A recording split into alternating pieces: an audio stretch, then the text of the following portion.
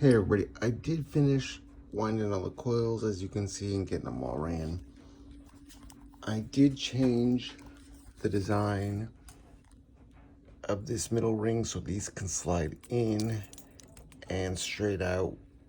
So I can have this attached around the ring, the magnet rings, and then it'll just kind of slide right in place. So I will keep finishing this and get the rest posted. Okay, I got everything back reassembled. I was just kind of testing it, making sure everything works right. Everything looks good. So now we're going to get into the testing of how much is actually produced. As you noticed, I'm kind of already got my wires connected where I want them. I need to trim them, get this all set in place. And do that. I mean, these are a little off, but that's all right because it spins freely. And then we can get a total output. And then from here, we can get, well, we can move on to the transformer. There is a couple other tests, but that's stuff I'll do behind the scenes. And that's like the iron powder cord and the rest of that. So I'll get this all set up and we'll get this started.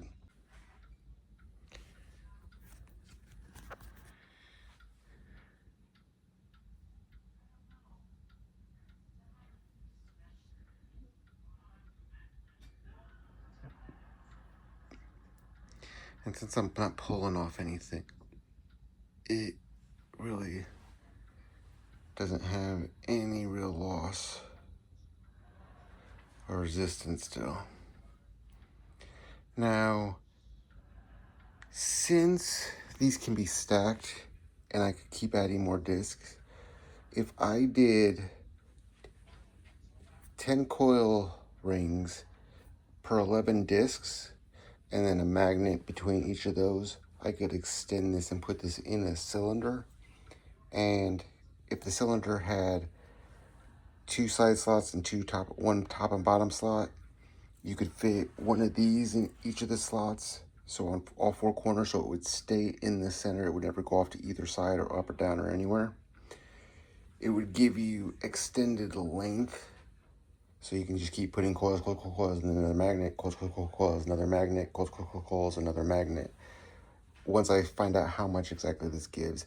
But if you can make a tube like this and kind of extend these a little bit so they don't go back or forth, by extending that by even one magnet, it would give you a lot more balance to push forward. And in a cylinder that's cut off where it can't go any further, this part would just be at the front of the cylinder. And from there, it'd be the magnet, and then your first discs and disc and disc, magnet, discs, magnet, and then eventually your end piece with your piece sticking out. From there, you could attach it to a water wheel, even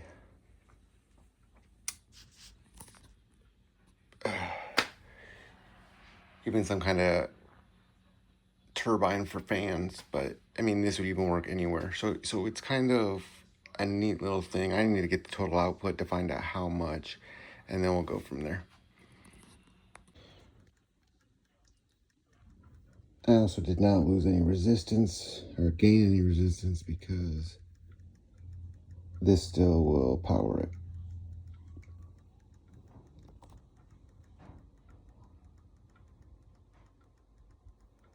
And it's slowly speeding up.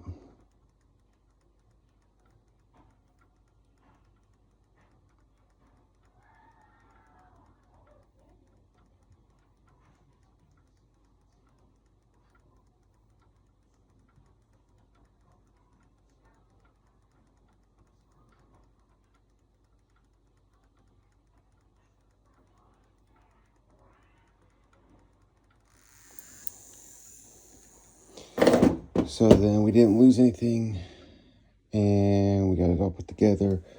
And once I pull this off, we'll get a little bit of flux. I don't know how much, depending on actually how much we can generate from it. But we'll get those final tests done and get this measured.